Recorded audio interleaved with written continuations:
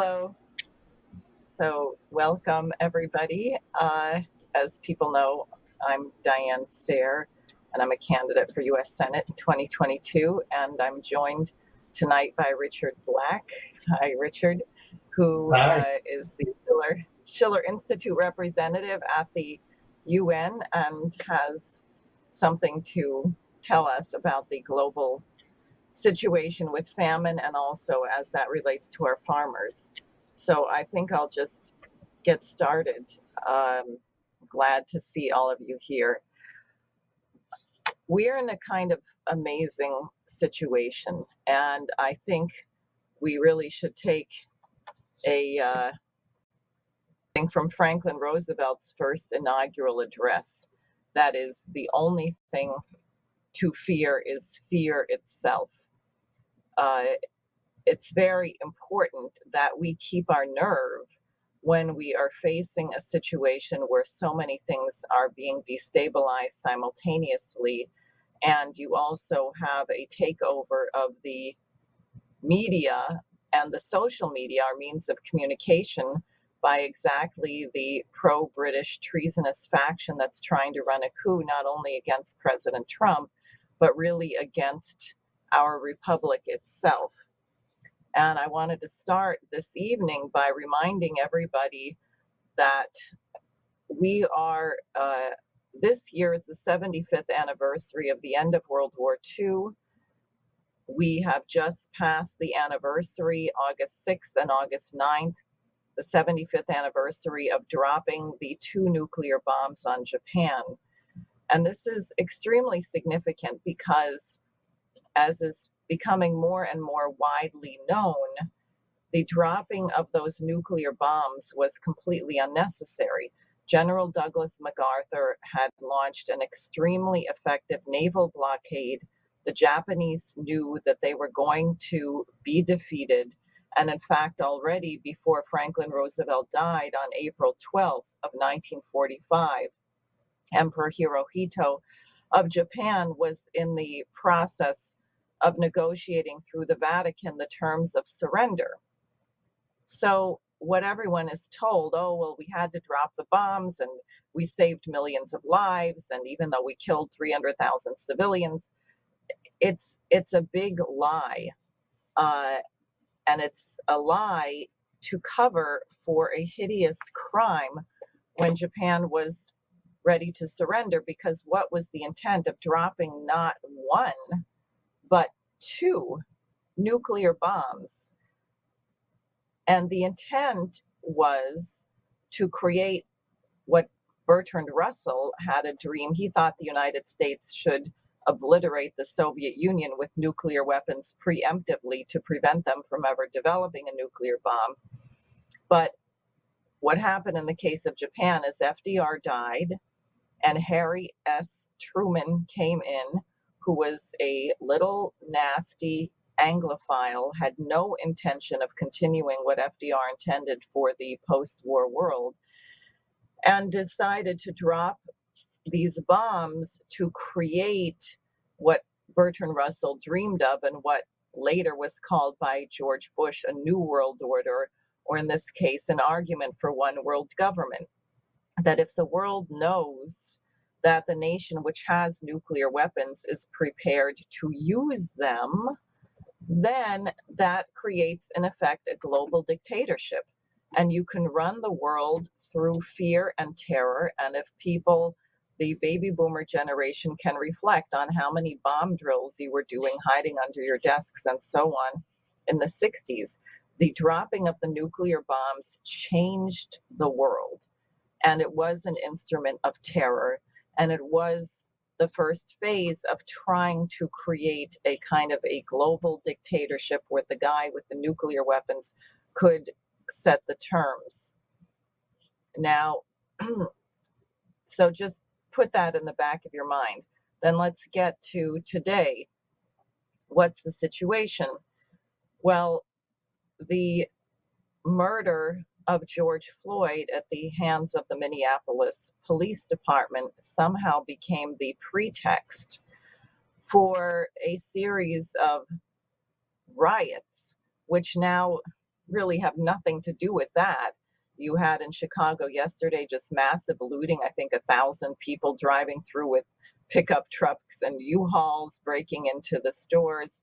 You had extreme violence in Portland, Oregon, where they managed to persuade Trump to withdraw the federal police if the local police would get control of the situation. And of course, it momentarily looked like it was better. And then you just had hideous violence again with the setting on fire of a local police precinct, which had 20 people inside. So even the ultra-liberal mayor got freaked out and started denouncing people, saying what you're doing has nothing to do with addressing the injustice. You're saying you were about to murder people, and if you keep it up, you're going to get Trump elected. That's what the mayor said. Now, if there were not going to be massive voter fraud, Trump would be reelected because, as everyone knows, Biden is barely there. I mean, he doesn't know what state he's in, what office he's running for. He's just chosen Kamala Harris as his running mate, and she certainly is not a very savory character. I think her sister was one of Hillary Clinton's top aides, Maya Harris. So it's just more of the same. And if things continue in this direction, it's very likely that she could end up becoming president. So it's catastrophic. But one of the things that came out in the Nation magazine, which I think is extremely significant, is a report, and they're freaked out. They take the opposite approach to this. But apparently the Department of Homeland Security released a report back in June where it turns out a number of the Antifa violent protesters, so-called rioters, they should really be called, had served in Syria. For example, and the way the Nation covers it is they say, you see, these people are going to try and say that the violent protesters are not American, that it's a foreign operation. Well, it is a foreign operation. It's the British Empire running a game to try and destabilize and destroy the United States and create a fascist dictatorship. But the truth of the matter is this is very significant, and they talk about one particular person, a guy named Brace Belden, who now runs a podcast called True Anon, but who joined the YPG in 2016. This is a Turkish opposition group embedded with the Kurds in Syria. Now, we're supposed to believe the description of this guy, which appeared in Rolling Stone. They say he was, quote, a minor criminal and drug addict who started reading Marx and Lenin in drug rehab treatment and became involved in a number of political causes before deciding to fight along the YPG. Well, isn't just that what everyone who goes through drug rehab, they start reading Marx and then they sign up to go fight and join a guerrilla warfare group in Syria? So what you have in these protesters is people who were trained in irregular warfare, who were trained to overthrow governments, who were trained in terrorism. And they were trained in these operations that were set up by the British. Remember when President Trump tried to withdraw our troops from Syria and Defense Secretary Mattis resigned? And remember what the news media told you about it. This is outrageous. Trump is leaving the Kurds by themselves. They're going to get overrun by Turkey. Well, contrary to what was in the press, Trump had been in dialogue with Putin.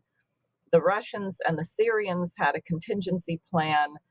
They did not get a big invasion from Turkey because it wasn't part of the agreement. The whole thing was a fraud. But the intent was to keep us mired in this situation forever. And we still have dirty tricks going on there. We're trying, in effect, under Pompeo to overthrow Assad.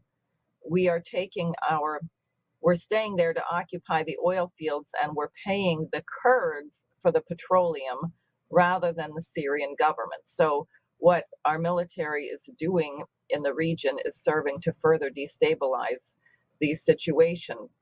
But I just wanted to make the point, if you look at what happened in Ukraine, which Joe Biden was intimately involved in under Obama, where the legitimate democratically elected government of Ukraine was overthrown in a violent mob in 2013, 2014 under Obama, with $5 billion through the U.S. State Department, which were different groups, the National Endowment for Democracy, Soros, others.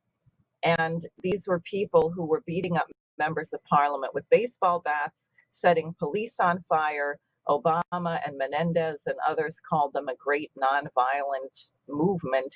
And they were waving flags that had swastikas on them. And many members of this group had been supporters or were still wanting to hail Stepan Bandera, who was a very brutal collaborator of Adolf Hitler in Ukraine. So imagine putting this in place right on the border of Russia. Imagine being involved in that, and then consider that people who are in these uprisings in our cities right now may actually have been part of this operation. The same thing in Hong Kong. The protests you see in Hong Kong are not innocent democratic young people. They beat up and killed a 70-year-old man. They're setting the police stations on fire. Nancy Pelosi described it as beautiful. And the Chinese government asked her, well, now that this beautiful kind of protest has arrived in the United States, how do you like it? Pelosi and Pompeo are on the same page in that. So what you have right now, I just, going back to this question of destabilizing the United States, what is it about the United States which is so precious? Is it our land area? Is it our religion? Well, actually, it's not a religion. We have freedom of religion in this country. We have people with many different religions. Is it our great Americanization of the English language? Is it that we fought taxation without representation? No. You had a revolution which really began in the 1400s, or even going back further.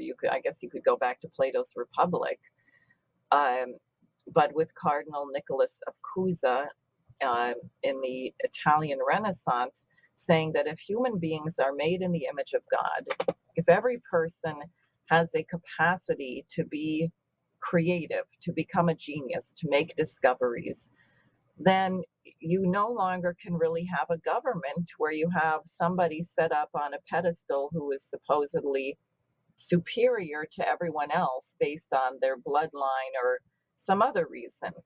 And therefore, what form of government should you have? And he wrote something called Concordantia Catholica, where he talked about this conception of the consent of the governed. You had people like Gottfried Wilhelm Leibniz. This idea of the pursuit of happiness comes from him. That is not pleasure, but the happiness when you make a scientific discovery, the happiness of fulfilling your God-given talents while you're here on earth. So our nation was created to set a new standard, to say that mankind has to be liberated from the oligarchical system. And it wasn't merely for our republic, but the reason why people all over the world were interested in our revolution and were supportive of it, including Haiti, including the King of Morocco, who allowed American ships to dock in ports there when France was one of our enemies. The whole world was interested in this breakthrough. And that's why the British Empire had to destroy us, because it wasn't merely about our nation. It was about the fear that this belief could serve to liberate mankind. So they tried again in the War of 1812 to destroy us.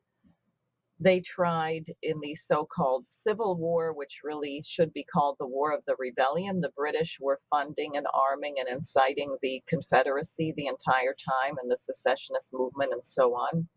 The assassination of President Lincoln, the assassination of Garfield and McKinley. Think about that. But what happened right after the Civil War is that there was an exhibition in Philadelphia, 100 years, 1876, the centennial exhibition, showing what our nation had accomplished even after 600,000 people died in this war, the so-called Civil War. And we had the biggest steam engine ever constructed in the world.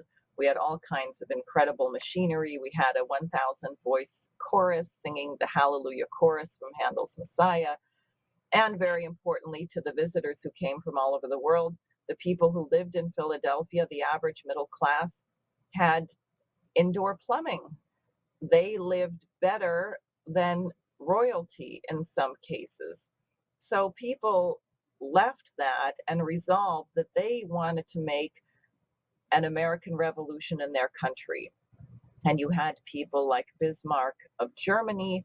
You had people like Carnot in France, who was assassinated. Bismarck was later ousted. But you had things like the Berlin to Baghdad Railroad. People were blown away by the Transcontinental Railroad. And think about Lincoln initiating this in the middle of the war. And it was completed in 1868. But these extraordinary projects. So people set forth to try and emulate what the United States did. You also had people from here traveling to Asia. You had a mission sent to Japan, for example, that was one of the last things General Grant did. You had collaborators like Sun Yat-sen, or co-thinkers, I should say, students of Abraham Lincoln like Sun Yat-sen in China. So what you were about to have is the entire world getting out of the control of this oligarchical system. So various of these leaders were assassinated, overthrown, and the conditions were set for World War I, which the United States entered foolishly and entered on the wrong side of the war against Germany. And then Germany was held responsible for the whole entire war and made to pay reparations, even though they had been totally looted. So what happened, people know about the Weimar Hyperinflation. They just started printing money to try and pay the debt, which made their currency worthless.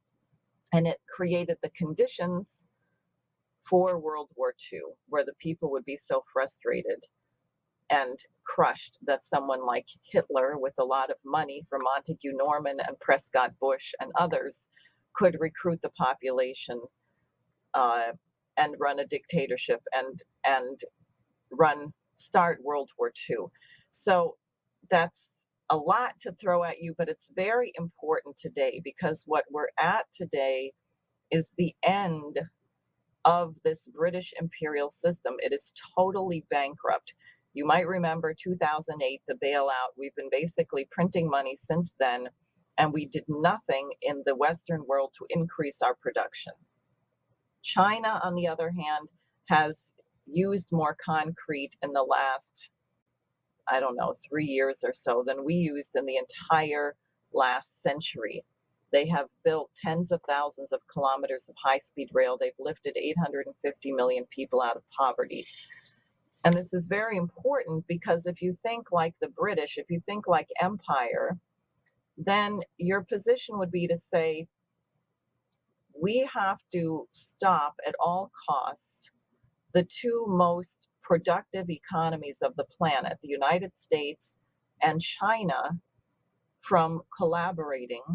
Because if these two nations collaborate, then it will be the end of this British free trade, drug money laundering, bubble, war-based system. And if you have the United States, China, and Russia, then you have a situation where there's virtually no problem on the planet that cannot be solved. So imagine the fear of this empire when President Trump, to their great shock, because they did have 17 intelligence agencies deployed to get Hillary Clinton elected, Donald Trump wins the election and says, I want to have good relations with Russia. I want to have good relations with China. So that has to be crushed. And we're close to doing that with our Secretary of State Pompeo, who is a complete raving lunatic who believes in the Armageddon. And I think he's trying to bring it on by trying to provoke a nuclear war with China. You realize if you blame a country for unleashing or deliberately spreading a virus, deliberately spreading it, this lie that China was flying people out of Wuhan after the lockdown, which is provably not true, but nonetheless it keeps being said, that's like an act of war. What you're pushing is a war. What effect do you think a war between the US and China would have on the planet? What effect do you think that would have on the elections, which are already in a crazy period? Now, I just want to show you a couple things that this is somewhat out of order, but I want to go back and show a slide I forgot to show you. I was pretty horrified by this. It's the one with the rules for the demonstrations, Dave. I don't know if people can read it. This was in a magazine actually founded by a friend of mine, and I was really horrified, a musician. And I don't know if you can read these things under diversity of tactics. It's how to participate in a march. So come prepared, bring water, bring a snack, roll with the crew, have your friends, make sure people know your medical situation. But then look at the picture, diversity of tactics. Everyone has a right to support the cause as they see fit. Don't rat out people who set buildings on fire, poop in the streets, spray paint things. That's actually part of what people are told. So you're trying to get support from maybe people there. Maybe there's people in these demonstrations who actually care about injustice, but you're trying to recruit them to be a support operation for people who are setting things on fire, committing crimes, looting, etc. Just that.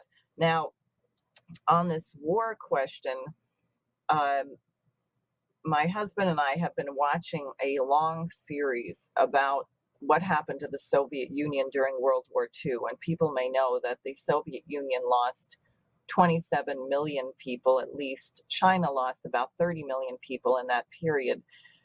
And we got to a section last night on the partisans, because the Nazis, Hitler was delusional, somewhat like Joe Biden, only slightly more conscious, I guess, of what he's doing.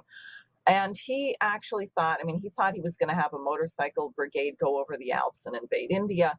And he thought, even though Napoleon was crushed, had a hard time in Moscow with the Russian winter and the Russian people, that for Hitler, he was going to march in there, exterminate a huge number of people and take over. So the Soviets really bore the brunt of this. And Operation Barbarossa, June 22nd in 1941, they opened a front, was more than 1,800 miles long, from the Arctic Circle all the way down to what was then Stalingrad, Volgograd.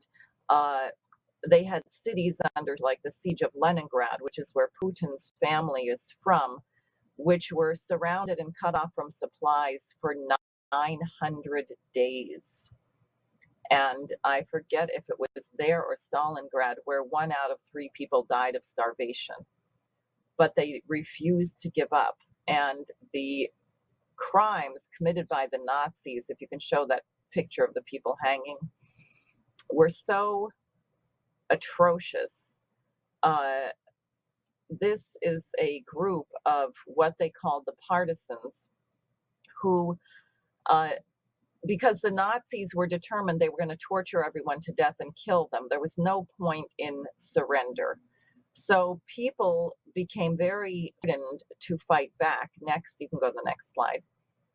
And what you had was this group called the Partisans. And you can see these people, even though it's black and white and it's a little hard to make out, they're not wearing uniforms.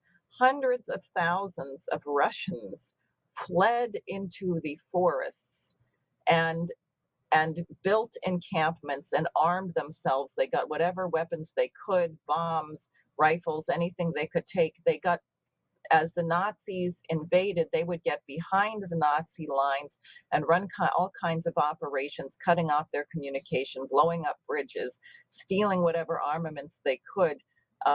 Apparently, the Partisans killed over 300,000 Nazis and 30 generals and stopped, I forget, 300 or more trains, supply trains from reaching the front. It was enormously effective, and the Nazis could not even go into the forest unless they took an entire army, because if small groups of Nazis went into the woods, they would just be wiped out. And this involved everyone, men, women, young, old, in this fight. Now, I say that because when I was reflecting on MacArthur's comments at the end of World War II, after Japan surrendered, and he received the surrender on the battleship Missouri, and he said, in effect, we have now demonstrated that we have the capability to annihilate the entire human race with the nuclear bombs. Therefore, mankind is going to have to grow up. He said our scientific capability has outpaced our spiritual development. He actually said it's a problem of theology, that the human race is now capable of total self-annihilation, and therefore we cannot resolve conflicts anymore by war. And what really hit me very hard when I was watching this kind of fighting, you realize World War II only ended 75 years ago. It's not like some caveman barbarian thing thousands of years ago. It's in the lifespan of some handfuls of people in their 90s. Today, who can remember it? Probably many of you have parents or grandparents who fought in World War II. Well, what you saw in the war is that all rules were out the window. Once you get to the point of someone who's just completely evil, who's going for a war of annihilation, there are no rules. So the idea that you can have a limited nuclear war, or there is some way of winning a nuclear war, is completely insane, will never happen. Therefore, war has to be prevented at all costs. And the way to prevent it is what LaRouche said, the US, Russia, China, and hopefully India four-power summit. Well, what President Putin proposed some months ago was a meeting of the heads of state of the permanent 5 members of the UN Security Council, the US, Russia, China, France, and Great Britain. Boris Johnson is turning out to be an unusual character. He actually called for an FDR New Deal to rebuild the economy. The amount of money he wanted to spend was not nearly enough, but just his calling for that caused him to come under attack by none other than Christopher Steele, name you should remember. And Christopher Steele has now written an entirely new lying piece of crap dossier, this time not about Russia, but about China. So I think that if Putin, Trump, Xi Jinping, Boris Johnson, and Macron were able to have a summit, there is a great deal that could be done to completely turn the world around and in the right direction. And this really needs to happen actually before the election, because we need some action to stabilize the global situation as we come into November. What we have right now in the United States is an attempt more and more to destabilize the situation and throw things into chaos. And that's very dangerous. But Trump's great strength is his willingness to work with these other leaders. And if we had such a meeting, things could be brought under control. So I am going to stop there. I want to show you actually not show you. It's an audio recording with a picture of Mr. LaRouche over it of a meeting that we had in 2011, but I think the war danger very much has spread from that time. It's the leftover legacy of Obama, who's still working against our nation today, as you know. LaRouche uses some colorful language. I'm telling you that it was an internal meeting, not a public address, so don't be offended. But why don't we go ahead and listen to that, and then I'll turn it over to Richard. I think the subject today should be, given the conditions, especially, that we should subject is war. Now, we have from leading circles in Germany and elsewhere, and from some rather powerful forces included, that we are on the edge of World War III. And that's not a distant forecast, that's a rather short-term prospect. How short-term, we don't know, but we're getting very quickly at an accelerating rate into the likelihood of something like World War III, and the worst of them so far. And so you can't say, let's forget this, let's not talk about it, maybe it won't happen, which is what the idiots all say. The idiots and cowards will all whimper that sort of thing. Fact is, we are already, actually, if you understand history at all, we're now on the verge of World War III. That's not a distant one, that can come very quickly. So we're looking at the preconditions of World War. Now, what I'm saying is being replicated in these days in leading circles in certain parts of Europe and certain parts of the United States, among certain influentials, including diplomats and so forth, who are cognizant of this from their view in the United States outward. The smell is that we're on the verge of what was then on August, the guns of August. Now it will come in a different month. But the analogy to the guns of August in two world wars, wars organized by the British Empire, deliberately provoked by the British Empire. This involves another concept which is essential to understand these things. What is the British Empire, and who's the idiot who doesn't believe there's a British Empire? There is nothing but a British Empire. It controls Europe right now, Western and Central Europe. It controls all of Africa. It controls essentially the so-called Middle East. It affects other parts of the world. This is an empire. It's the fourth Roman Empire still. There are no nations in Central and Western Europe. None. They're all part of a new Euro system, a governance, a colony of the British Empire. That's what was set up when the wall fell down in Germany. The British and the French president made an edict to create a Euro system, and the French president said, if you don't go along with it, we're going to make war on you. That was the French president threatened war against Germany if Germany did not concede to a European system, that is, giving up the sovereignty of the nations of Western and Central Europe. That's the trigger of war. Now what happens now, this system begins to crumble. The British activate their control of this system, the so-called Euro system, to create a crisis. They stick up two pigs in as successive presidents of the United States. George W. Bush Jr., and now the pig of all pigs, Obama. The worst piece of shit that ever was plucked in any government since the Emperor Nero.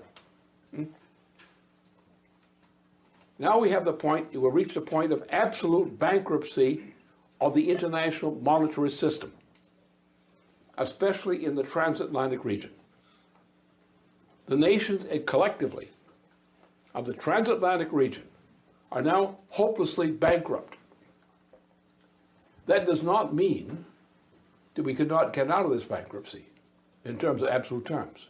All we have to do is take the Glass-Steagall approach and apply it to the transatlantic region, starting from the United States, and that would immediately bring us an option for economic survival. All we have to do is put this thing through bankruptcy, which means wipe out most of the money that's on the accounts. Just wipe it out. That can be managed. I know exactly how to manage that. It's an elementary operation. So if you're willing to make a bankruptcy reorganization of a bankrupt transatlantic system, you can get out of this mess. But the British Empire would be liquidated. In other words, we would have to go through a financial reform which would in effect liquidate everything that's represented by the British Empire internationally. It would be in the home country of Britain, but every other part of the British Empire, and it is a British Empire, the planet is occupied largely by the British Empire. But a lot of people don't know what an empire is. And this is an empire. It's the Fourth Roman Empire. And it's a legacy of the oligarchical system from before then. And the oligarchical system is fighting not for a nation. It's not a national interest. It's a global oligarchical interest, which hates the idea of the sovereign nation state.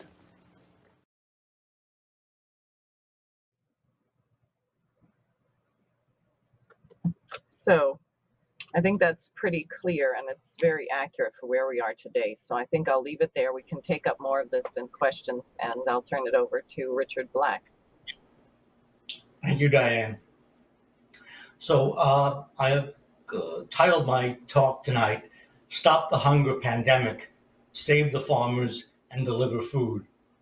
So I will bring you some terrible facts, but I think also it's a message of hope. We are in an emergency worldwide. In addition to the chronic hunger, we have the COVID-19 pandemic, plus locust plague devouring sections of East Africa and South Asia. So currently we have 1 billion people now experiencing hunger, 1 billion people. Out of that, 200 million are chronically in a lack of food over an extended period up to this point.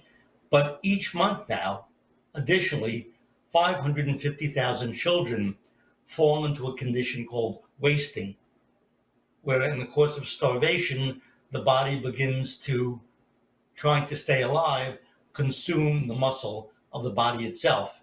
You've seen pictures of children with spindly arms and big bellies. This is galloping currently. 10,000 children per month are dying right now for lack of food. We can put up the first graphic. I'll show you a map. This is from the Food and Agricultural Organization, the FAO. And you can see, in summary, the colored areas from brown to tan show nations in Central America, Africa, South Asia, where between 500,000 and over 2 million people in each nation are experiencing extreme hunger. So this is a worldwide phenomenon. The areas in gray are areas which would fall into this category, but when this map was made, the exact numbers were not available. So what the Schiller Institute has said for quite some time and is restating today, we should be doubling world food production. That's the solution. How much food should we be producing? How do you figure out? what the world requirements of food to make sure every child, every family has an adequate and healthy diet, leading to a long life. Well, like after World War II, when Europe was a rubble field, what you had to figure out is the numbers of pounds of each food per person required for a year. That is the volumes of grain, either for direct eating, whether you're eating noodles or tortillas or pasta, and indirect eating, that grain and whatnot that fed to chickens and pigs and cattle and milk herds to produce further food for human consumption.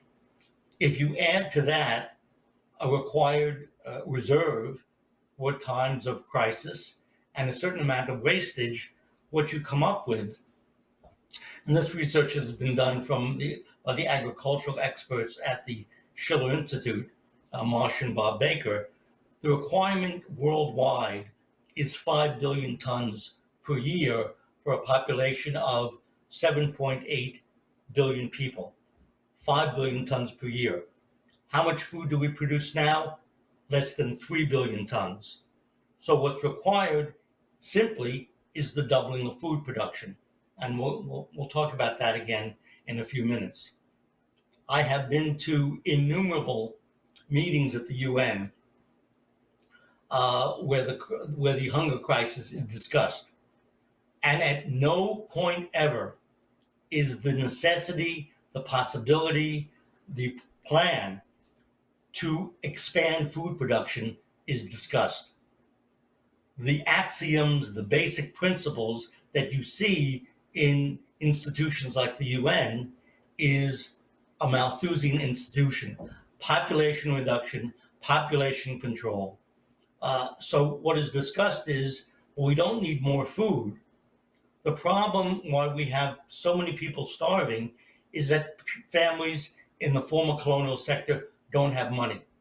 So we should increase the money, the cash money, to people. Now, of course, this is A, makes no sense, and B, is never done. So when we talk about doubling food production, when we talk about it here in the United States at farm meetings, initially we tend to give the farmers heart attacks because they say, well, wait a second, we've always been told that if food becomes more and more plentiful, then we'll have low prices. No, completely wrong. The US, other nations are sovereign nations. We have the authority and the power to set floor prices for food so that farmers receive an adequate flow of funds for their production so that they can expand. Instead, what's happened over the last 50 years is that the food cartels, in the footsteps of the British East India Company, Adam Smith, what's the motto? Buy cheap, sell high. This is what the food cartels do. They buy from the farmer, from the rancher, dirt cheap, and then sell to you and I, the consumer, at high prices where it's extremely difficult to feed a family adequately with a high protein diet. So let's look at the next graph, which gives you an idea. This is a graph of the red line are the prices paid to ranchers for steer, 1,000 to 1,200 pound steers.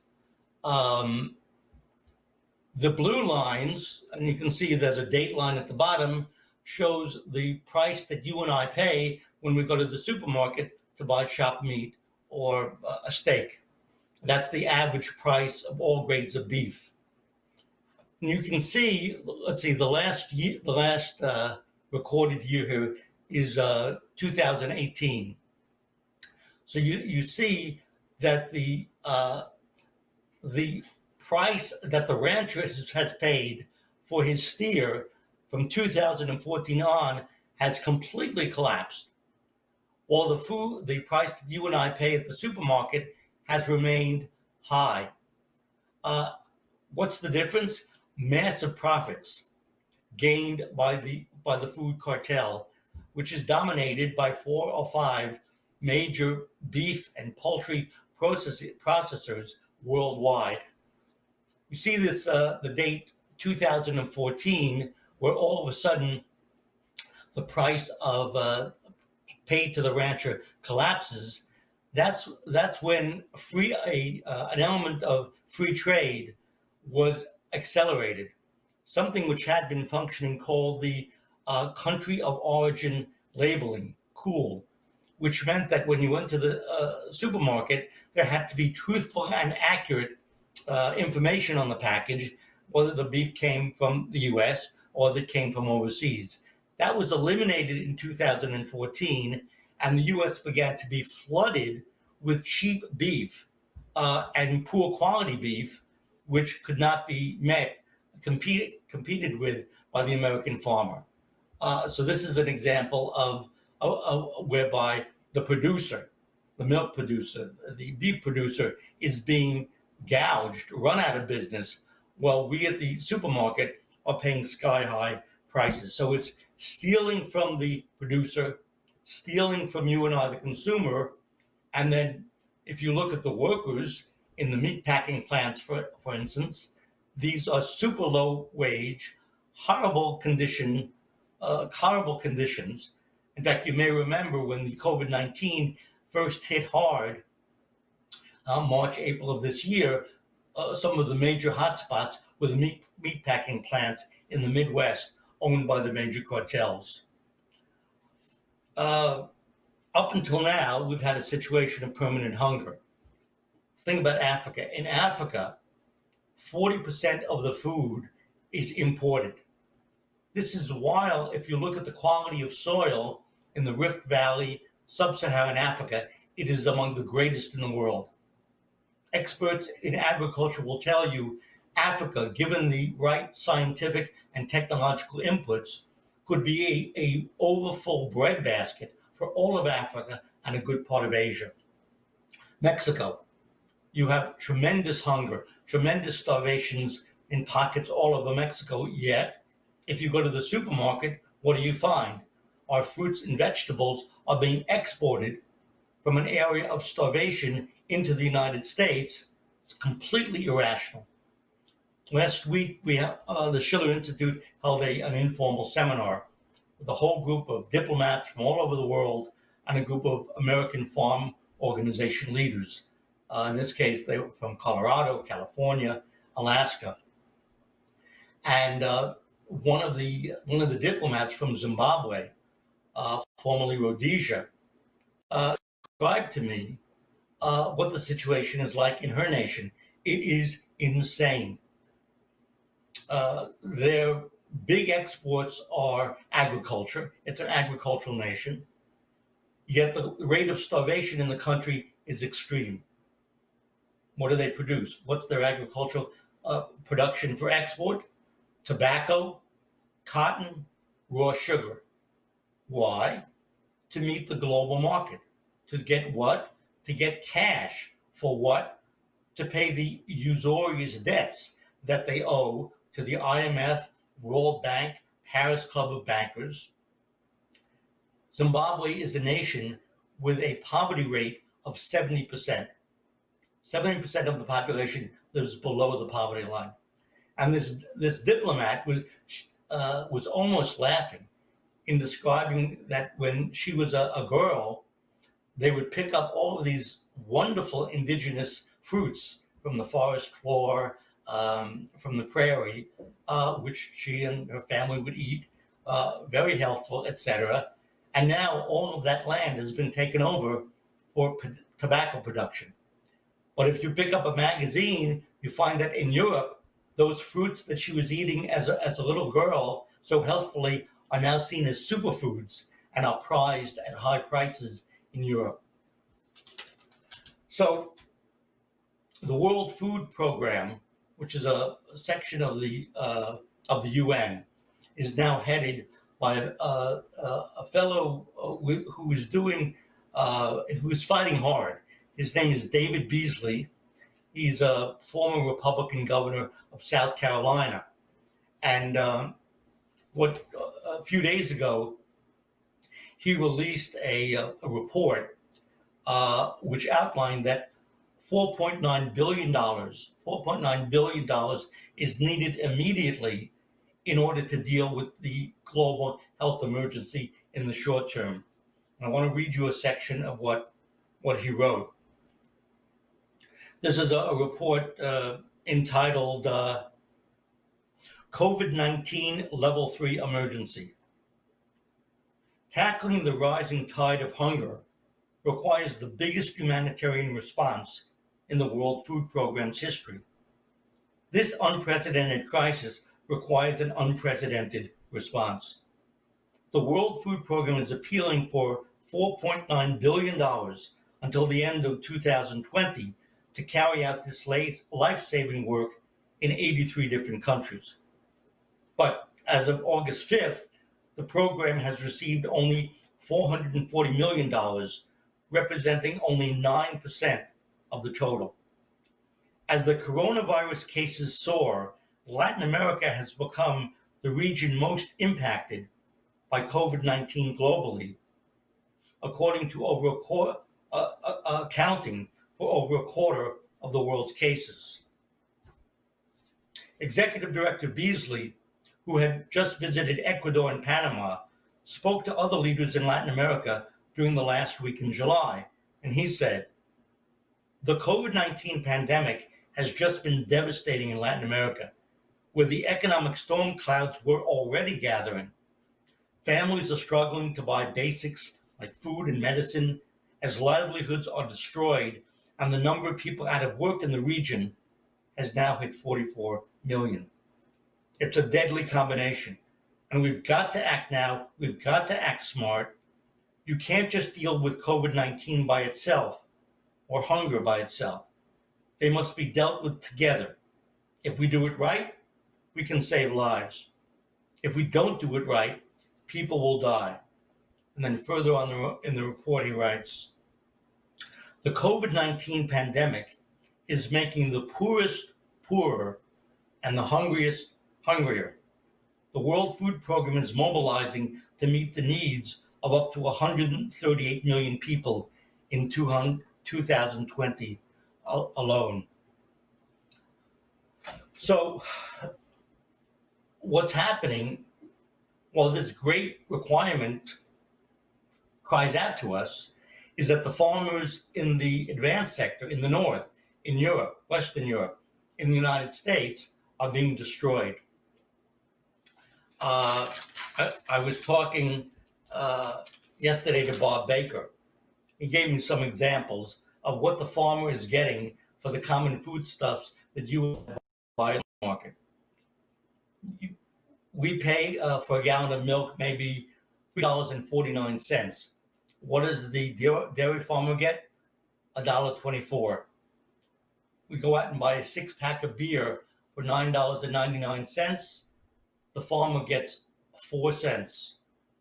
Cold cereal.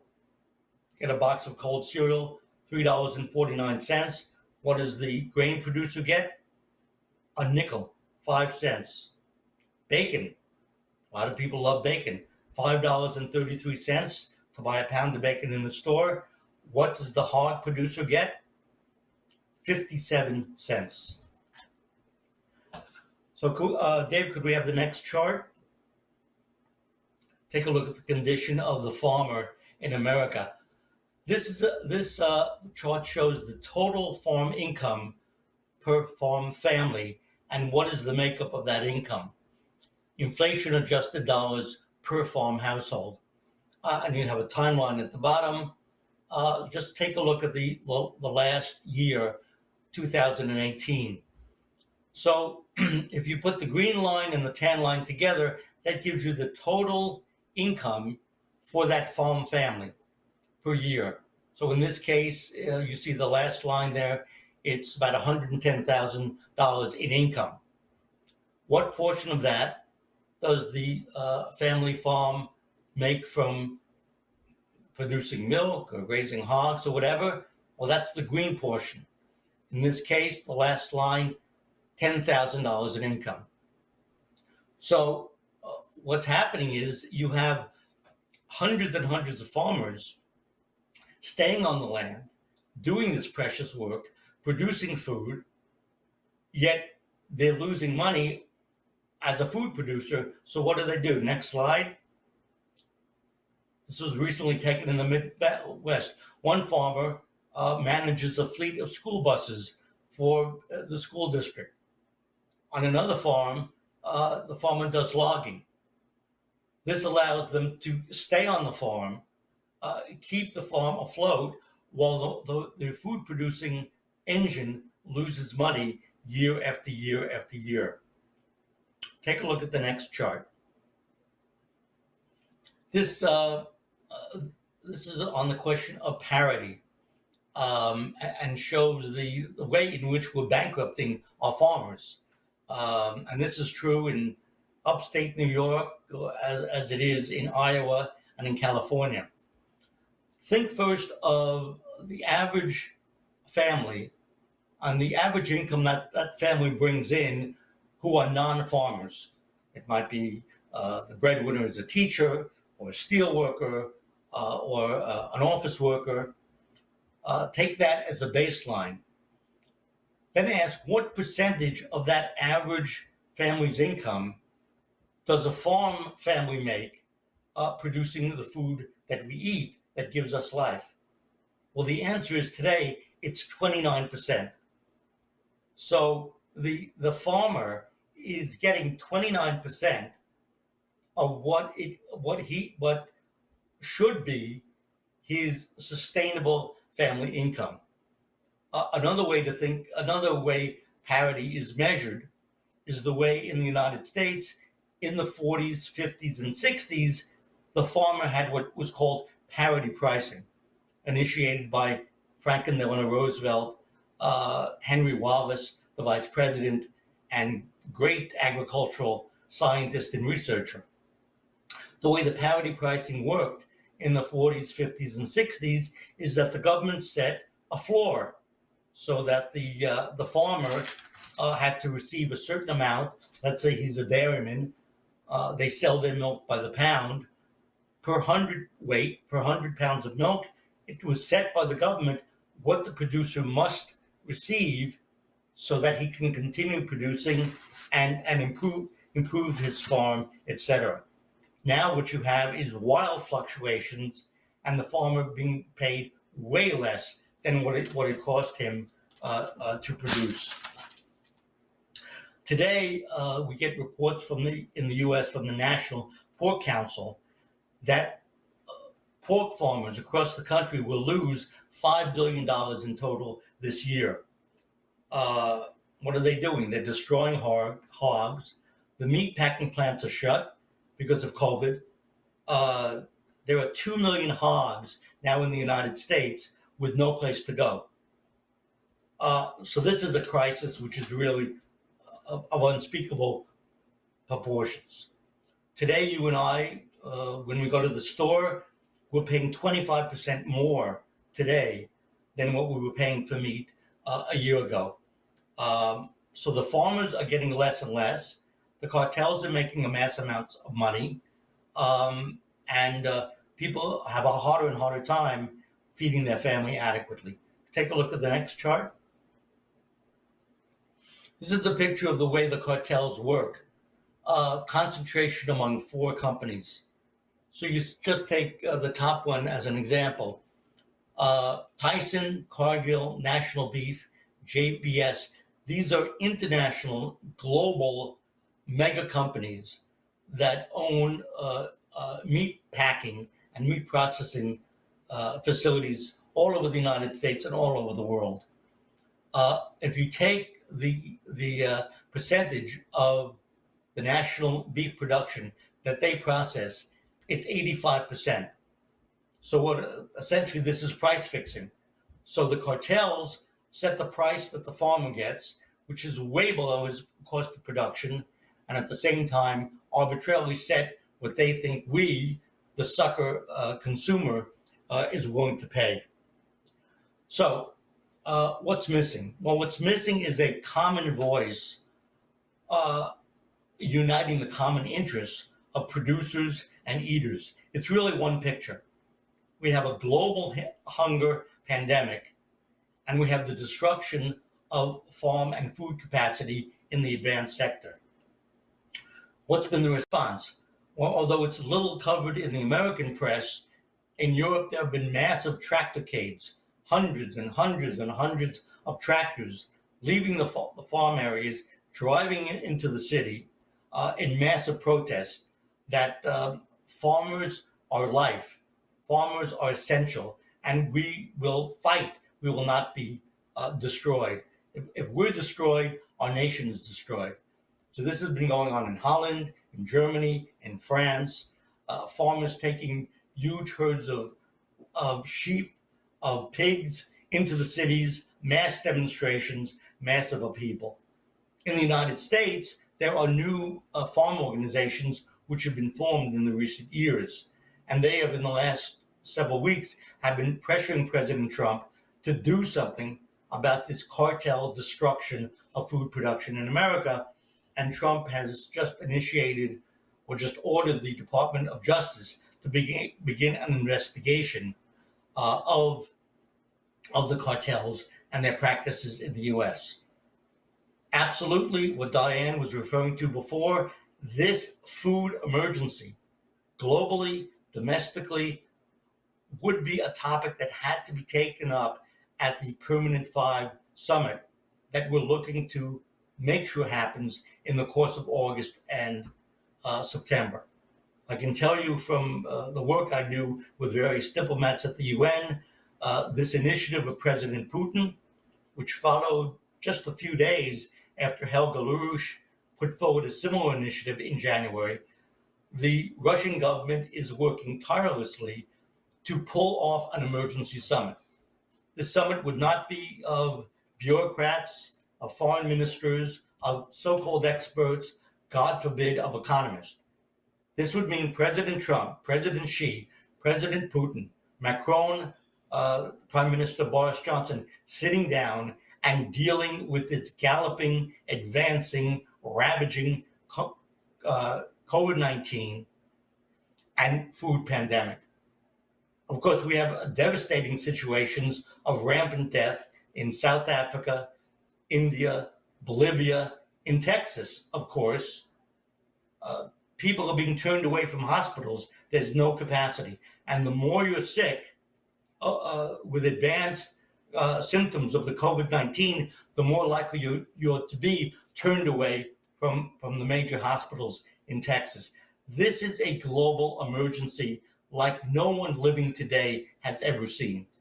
And what it requires is decisive executive action of sovereign nation states. And this is what the proposal of Helga LaRouche and similarly of President Putin is about. Now, just as a kind of coda, let me talk a bit about doubling food production. We are producing now worldwide a tiny fraction of what the Earth has a capability of producing. And I'm going to just use one example because it's an example that I've been a bit involved in the recent weeks. We're going to talk about Kazakhstan. I'm not quite sure offhand if I mention Kazakhstan, people have an image of where that is, but let's look at the map.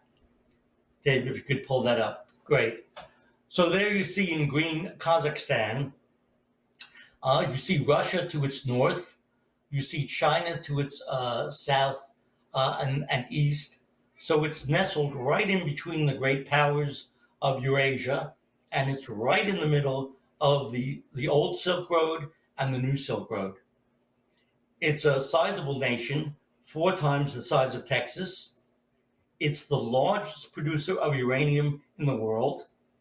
It has massive active reserves of oil and natural gas, yet its population is small. It's about the size of the population in New York State, 18 million.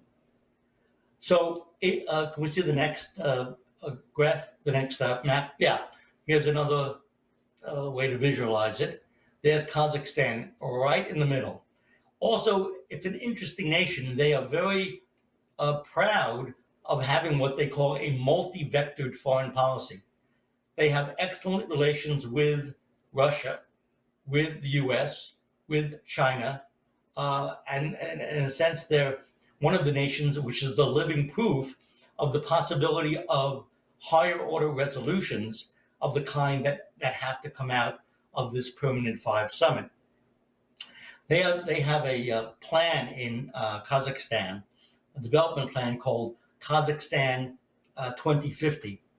And part of this, in addition to rail building and new universities, is increasing food output, agricultural production 5 times in the course of the next period, which means that a great area like Kazakhstan has just begun to tap its agricultural potential.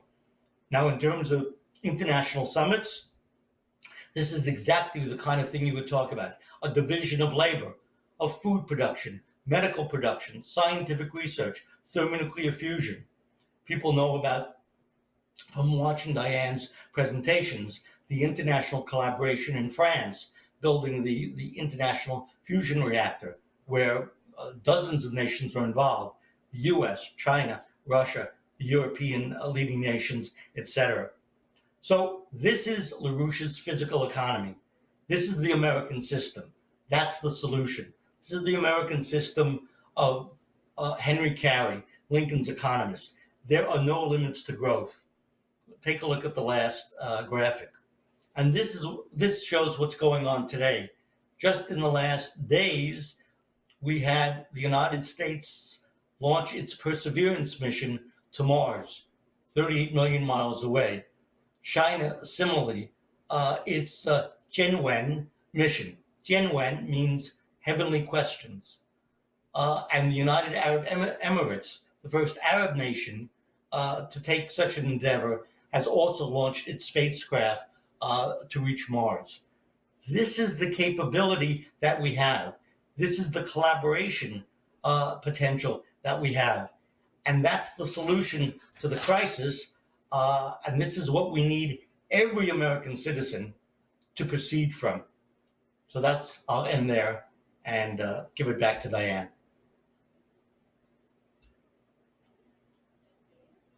So I hope that people have some questions, are a little bit provoked by what has been presented. And if you have questions, you can just unmute yourself and ask them, or you can raise your hand and get called on by Jenny or Chris.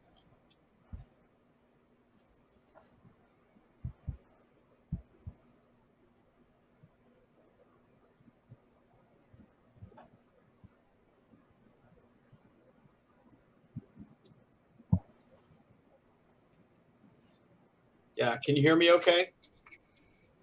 Yes. Great, okay. Yeah, hi, it's Bob Wesser in Guilderland, New York. I just had a question. I just watched Diane's latest video. She did a video in Chinatown. She mentioned something which is, you don't really think about, that the 2 largest producers in the world are the United States and China. So I was just wondering what you thought the implications would be in terms of trying to solve this global production problem, of food, of this decoupling that's going on between the United States and China now. I mean, what are the implications of that, of all this? That's my question. Thanks. Well, I'll say a few things. I'm sure Richard has some. I think the decoupling is catastrophic. It's very dangerous. I know as part of the trade deal, China has stepped up purchasing. I think even with COVID-19 and everything, they've purchased more corn from the US than ever, or soy maybe, but that's really not the point. The point is the overview. China is right now very much involved in many countries in Africa and South America in funding and building major infrastructure, rail, port modernizations, things that will actually transform the situation. And contrary to the stupid garbage in the press, I know when they built the railroad in Kenya, 80% of the workforce was African. They're also talking about building vocational schools in these countries to train a workforce that can take over running these projects. But the point is, China has certain capabilities, clearly modern transportation and shipping they are really excelling in. The United States has a capability of producing massive amounts of food. We just heard about 2 million hogs that we can't do anything with them. So if these two nations were cooperating, the areas in which we are strong could be greatly enhanced and magnified, and we could do something probably to get food to places where it's desperately needed in very short order. But of course, that's exactly what the British don't want. And you see just completely insane ravings from Pompeo and also from Senator Chuck Schumer, who is at least as virulently anti-China as our Secretary of State is. So that should tell people about where Pompeo's loyalties lie. But Richard, if you have more, go ahead. Well, it's just clear that the sky's the limit. If the U.S. economy and the Chinese economy work together, Africa, Central America could be transformed within a matter of months or years. I mean, what do we have here? We have Caterpillar, we have General Electric, we have Westinghouse Electric, we have steel companies, we have nuclear capacity, which could be revived. Why aren't we building in Africa? Why aren't we building high-speed rail there? Why aren't we massively irrigating the deserts of Mexico in joint irrigation projects and reviving projects like Nawapa to bring fresh water down from the Yukon and Alaska through the American Great Desert into Mexico? What's lacking is a political will. And the hope would be at such a summit, with these men sitting down at the table facing this unspeakable mass death globally, that they could rise up together. Trump has shown his most brilliant potential and capabilities when he sits down with international leaders, whether he's negotiating with Chairman Kim in North Korea or giving a speech at the Davos World Economic Forum about the great accomplishments of the Italian Renaissance. The problem we've had here in the U.S. is a lack of political will. I mean, it's absurd that we complain that China is developing Africa. We should have been doing it, and they should have been joining us. And there are examples of how this can work. People in this meeting may have followed on the Rushpak our work on Transaqua, that is building a 1,400 kilometer man-made river from the tributaries of the Congo River all the way through about 11 nations affected by this to refill the dried up Lake Chad. Well, right now, Italy and China are co-financing the final engineering project. So if Italy and China can do it, the U.S. and China can do it. And given the size and history of the U.S., given the size and history of China, if they work together, the sky is the limit.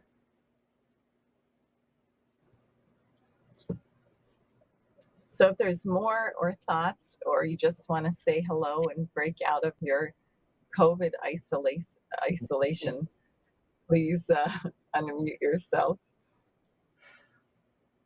We've presented a lot.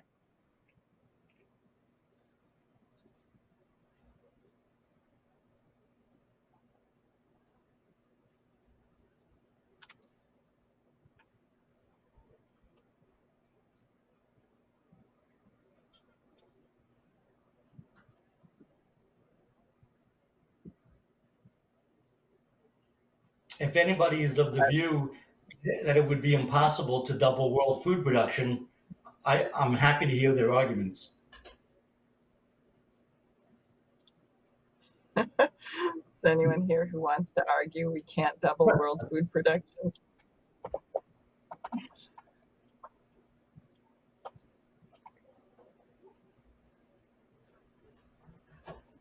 while people are thinking, and it is the case, Jenny and Chris, that people are able to unmute themselves, or do they have to raise their hand first?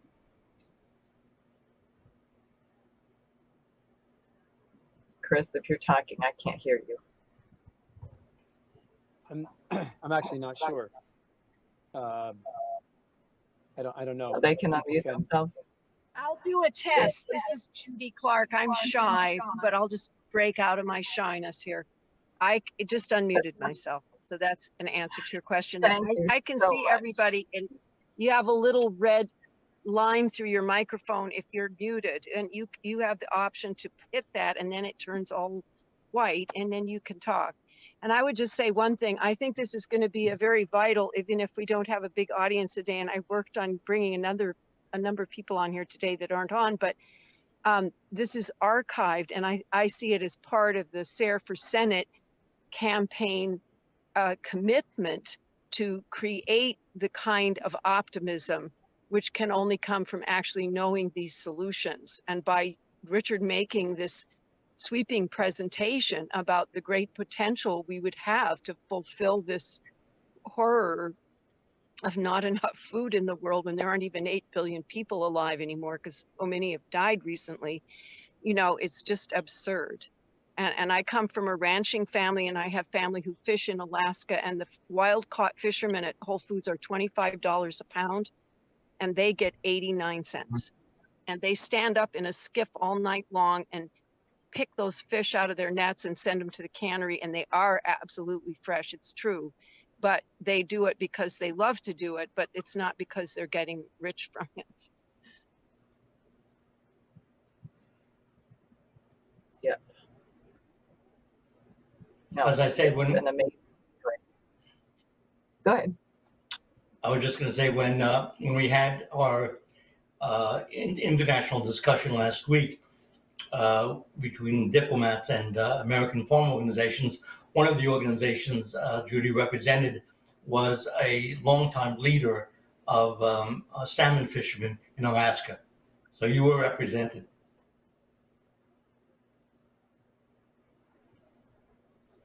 Good. I would like to make a plug for this Saturday meeting of LaRouche PAC. This Saturday, August 15th, is the 49th. Yes, 49th. Is that right? Yeah. 49th anniversary of the day that Nixon decoupled the dollar from gold. And LaRouche had forecast this. He had warned about the consequences of taking down the Bretton Woods system. And the presentation will be reflective of that and of his warnings. I will say that the situation we find ourselves in is not unintelligible. LaRouche forecast that we would exactly be here 50 and 60 years ago when he warned about the cultural paradigm shift and the takedown of the economy. So that'll be Saturday at 2 o'clock at larouchepac.com.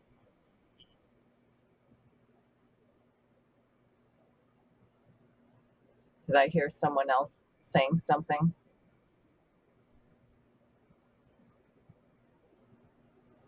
Well, I'd ask you a question because you went through the point that Christopher Steele attacked the Prime Minister of England recently because of his call for an FDR-style recovery, Boris Johnson. And you made the point also that Christopher Steele wrote, I think you brought up that Christopher Steele wrote the recent report attacking China. And the fact that this coup from day one was focused primarily on Russia to begin with, but implicitly on China as well. We've had a series of incredible meetings in the past couple of weeks with Roger Stone, with Bill Binney, just completely decimating this entire Russiagate apparatus. And just yesterday, I guess there was this breakthrough with this Skagey character. I just wondered if you wanted to make any comment on that. Obviously, there's a lot we don't know about it, but it seems like we have really squeezed the truth about the British to come out one way or the other, whether they intended to or not, or how they're trying to control it. But anyway, if you want to address that, I'd be happy to hear your thoughts. Don't know. That's Chris, my husband, who was just there on the screen. Well, as people can get on LaRouchePAC.com and see some of these meetings, also SchillerInstitute.com, there was a major international press conference with Bill Binney, the NSA whistleblower, who not only designed a program which would have stopped 9/11, but also did the forensics on the files that were supposedly hacked by Guccifer 2 or leaked, and demonstrated that there was no hack, that you couldn't steal data at that rate, and that it had to be an internal storage device, thumb drive, a CD, something like that. Now, this is very significant because everything that they've done to Trump, Roger Stone, Flynn in these last 3.5, 4 years has all been based on a fake narrative. And what we have insisted on is that this originates from London, but you have collaborators here like John Brennan, the former head of the CIA, Comey, Clapper, etc. I think Schrage was coming under pressure. Binney had mentioned publicly, so I'm not spilling any secrets, but he had mentioned that he is cooperating with Durham in some ways on these investigations, whatever he knows and can be of help. And clearly Durham and others are looking at this apparatus, the unmasking of people, the unmasking of the phone conversation between Flynn and the Ambassador Kislyak, which was completely illegally done. And I think I would hope that they're going to start indicting some people. Some people really need to go to jail for this. So this guy Schlage has been sitting in the middle of this for some time. Congressman Devin Nunes said that they've been asking him to come forward and he hadn't. Now suddenly he has. So does that mean he's feeling some pressure? One nice thing about people who are really crooked and nasty is that they don't, I think, particularly feel great loyalties to each other. They're not loyal to anything. So once you start catching people, how many of them are going to squeal on their friends? I don't know. I think it depends what the penalties are. But clearly something is going on. And the fact that we were able to get thousands of people listening, but also very prominent people who participated in the press conference, like Kim.com, who's another well-known hacker who's now, I guess, in New Zealand, a young Syrian Australian activist who on Twitter goes by Partisan Girl, the Gateway Pundit. These are all sort of independent, either bloggers, news outlets who have tens of thousands of followers themselves. And therefore, what we've been able to do is play a role in terms of coordinating the assault on this coup apparatus. So I would hope that what's happening means that we are close to getting some criminal indictments of people from the Obama administration and others.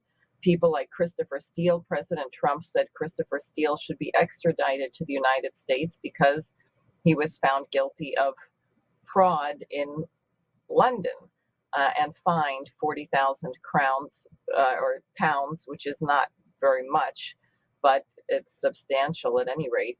I mean, it's something. It means he was convicted in court. Therefore, he should be brought back to the U.S. because the whole thing that the Russiagate investigation was based on has been shown to be a fraud, and people should go to jail.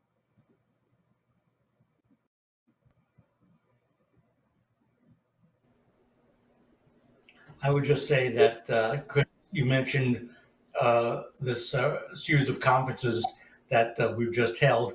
Well, we have a very rapid series of conferences coming up within the next 4 weeks. Very unusual, and it will be extremely intense. Actually, also on this Saturday, the Schiller Institute will be holding an international conference, Spanish language only, involving many of the countries of Central and South America and the Spanish-speaking population here in the U.S., all geared towards building the international chorus for this Permanent 5 Emergency Summit that Diane and I have both talked about. A week later, Helga Zepp-LaRouche will be leading an international conference of our youth movement, of youth activists from all over the world who are part of the same international mobilization.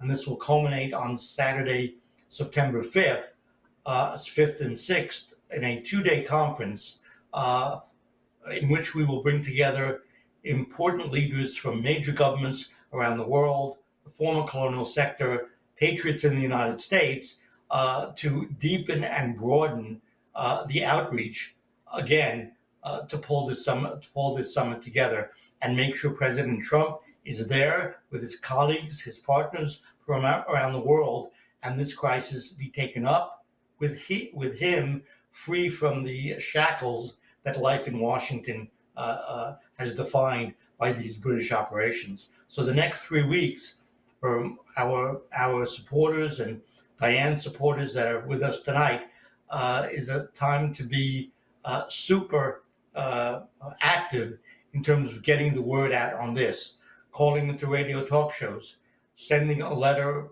written by yourself on your own behalf on this matter to your local newspaper, activating all the social media outlets that you have, calling up and bugging the heck out of your 2 U.S. senators, writing to President Trump on this matter as well. There's a tremendous amount, because we are an international coordinated organization, because we are a major force in the United States. What may seem like your one small action, your one call to a calling show, your one letter to a newspaper, well, what could that do? Well, we're coordinating an upheaval to this effect. It means a lot, and you'll find it orders your own mind in terms of orienting towards the whole world and the heroic role that the United should be playing in solving aspects of this crisis. Good. So I'll just, one thing I'd just like to say is on the question of the exoneration of LaRouche. Someone sent a note about that. It's clear to me that our work has been very hampered by what was done to LaRouche and what was done to our association by these exact same networks that are trying to destroy our whole country now. You heard the way LaRouche spoke, his clarity of mind and strategic thinking in that little excerpt I played for you. And I think that one of the ways to shatter this is to get a breakthrough around LaRouche, LaRouche's name per se, the greatest genius that this country has produced thus far. And that's something you should be talking to everybody about. I also would encourage people to subscribe to our daily alert, so you're getting the intelligence that we have on a daily basis. And again, the conference on September 6th, we have to get the summit. We should fight for this P5 summit before the elections. So if there's anything else, I'm just curious. People have any more questions? Anyone there who should have said hello earlier who didn't?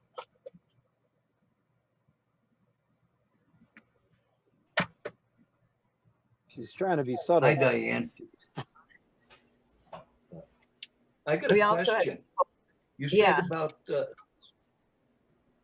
said about tomorrow, Saturday, with the gold, with the money. They used to back. We used to have gold that backed the dollar bill. Correct? Yes. Yeah. There were two things. There was the gold standard, and there was a gold reserve system. So it wasn't 1-to-1, but it was a way of stabilizing the exchange rates, so that you would know what your currency was worth next to the Deutschmark or the pound or some other currency, it would be stable. And therefore, money wasn't just changing hands to make money, because you weren't going to make a profit. If it was 10 pesos to the dollar today, it would be 10 pesos to the dollar next week and the week after that. So you had a great deal of stability, so people could borrow money over the long term and be able to repay it. Once you took the dollar off the gold reserve system, that meant that these currencies were all allowed to fluctuate and go crazy. And this is how the International Monetary Fund and the World Bank destroyed these poor countries, because they'd give Mexico a loan and they'd say, well, yeah, we'll give you a loan of 20 million or $20 billion or whatever, and your currency is 10 to the dollar today, but when you repay it, your currency is going to be 300 to the dollar. So all of a sudden, these countries are stuck owing 30 more times than what they borrowed, just because the value of their currency changed. But that is how these speculators on Wall Street made a lot of money, because they would rig the market. So I would say to you, well, I'll give you $1 for 10 pesos, because I know that the value of the peso is going to go up. So we swap currency, then it's only 5 pesos to the dollar. So I can get $2 back. So I've doubled my profit because the money decreased. In other words, you suddenly had, it used to be 75%, 80% of all money changing hands was associated with physical goods. By the 1990s, less than 1% of money changing hands had anything to do with physical production. It was all gambling. And I say gambling with a grain of salt, because it wasn't even gambling, it was rigged. So the people making the deals knew they were going to make money by ripping off the poor guy, the poor schmuck who wasn't on the inside and didn't know what the arrangement was. And that's one of the things. So any way we could. What? So any way that we could go after these people? Yes. Reinstating the Glass-Steagall bank separation would be a first step, because you'd have to go through the books of these banks, and then you'd see where the drug money laundering was in all of these games. You know, Eric Holder was very explicit. Someone once asked, remember when Obama was president, his attorney general, someone said, well, why haven't you arrested any of these bankers? And he basically said, well, if we started arresting the bankers, the whole system would crash, because the whole entire system is illegal. But it doesn't matter, because it's fake. You can't eat money, right? You can't put it in your car and run your gas tank on it. So money should not be the metric of these things. It should be measured in what we need, like what Richard was saying about food production. I mean, if you're stuck in a log cabin in the middle of the woods and you have a refrigerator, what's more use, a refrigerator full of food or a refrigerator full of dollar bills? Full of food. Yeah. Definitely.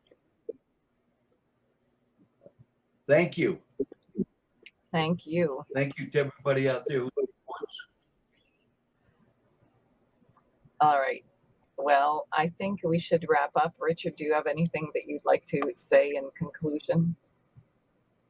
No, just that it's a very frightening time, but it's also a time of, I think, tremendous potential for big change of the kind that this gentleman was just talking about.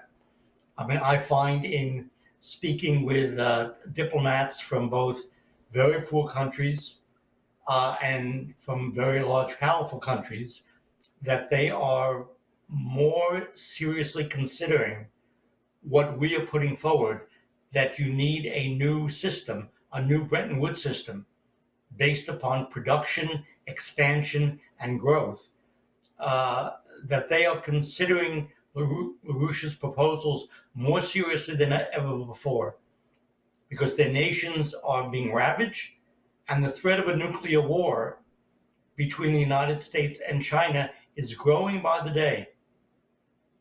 A military incident in the South China Sea or in the Taiwan Strait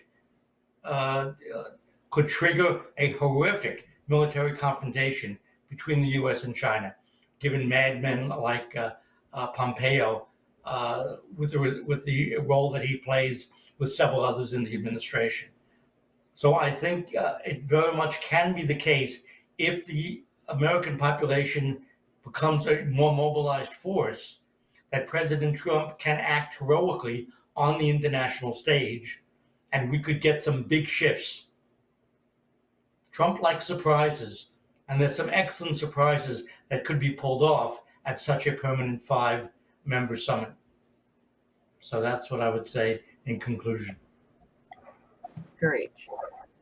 Well, thank you very much. I would just urge everyone to get active and do everything you can now to mobilize with us. And don't let anyone say they're going to do anything after the election, because if we proceed in this way, even if the election happens, no one's going to know who won for months and months, if not ever. So we have to get these changes now. So thank you all for coming. I hope to see you again. I hope you can join us Saturday at 2 o'clock.